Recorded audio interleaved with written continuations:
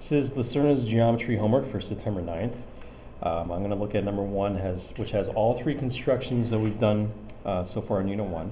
1A asks us to use a compass, there's my compass, and straight edge to copy the angle below. There's my straight edge, just using a ruler for the straight edge. The first part is the easy part, using the straight edge to just copy the bottom of the angle. What I'm doing is copying this bottom ray of the angle. So I'm going to go out, little arrow, a point to highlight where the vertex is. So that's my first easy step. Now comes the work with the compass. Here's my compass. The middle point of the compass goes on the original vertex. That's the first angle. And I can put the pencil anywhere on this right here, as long as when I draw, I'm going to draw an arc that hits both sides of my angle. Careful, there we go. So there's my first step with the compass. Then I'm going to run over here and do the same arc on that new vertex.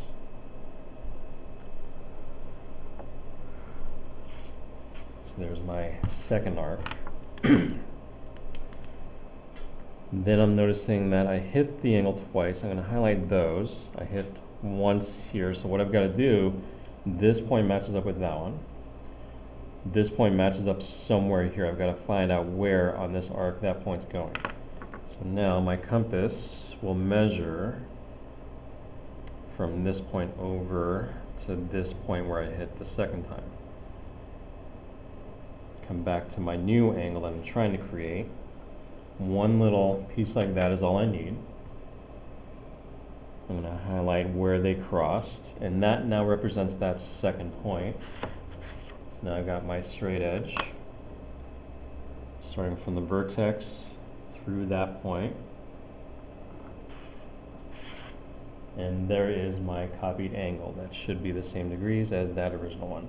So there's my first construction.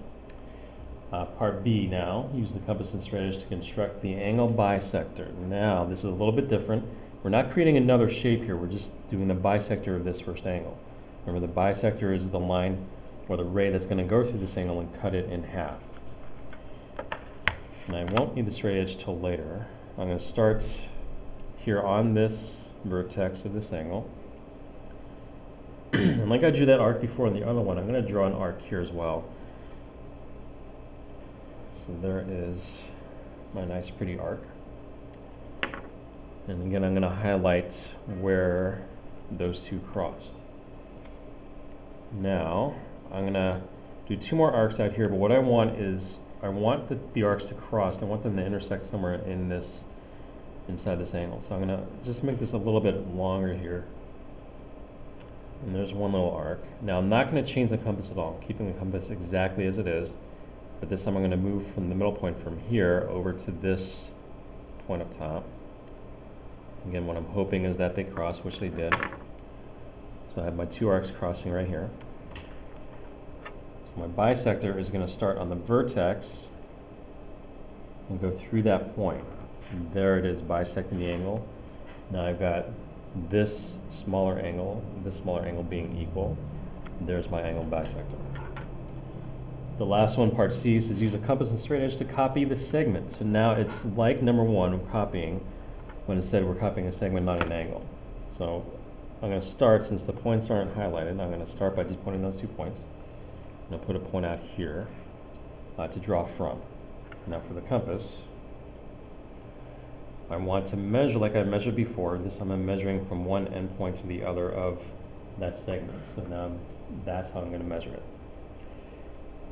Over on this point, I've got my measurement ready, so now I'm going to start on that point I started here, and I'm going to draw just a little bit much like that. And really, you only need a single point. Now all you have to do is take your straight edge. You're going from this point to that curve, that arc that we drew, and you're hitting anywhere on that arc. It doesn't matter where you hit. I've hit the arc.